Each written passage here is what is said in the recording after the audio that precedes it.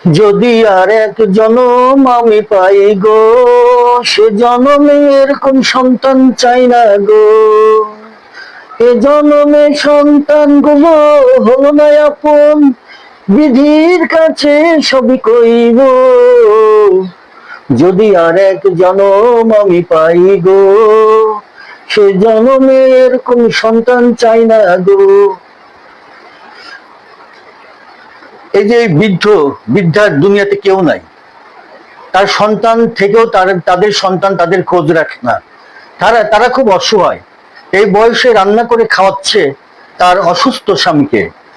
অর্থাৎ বৃদ্ধা আর এই বৃদ্ধ মহিলা এবং বৃদ্ধাকে দুজনেই মানে বয়সের ভারে নুয়ে পড়ছে, তাদের কাজকর্ম করার সাধ্য নাই, কিন্তু তাদের সন্তান তাদেরকে ছেড়ে চলে গেছে।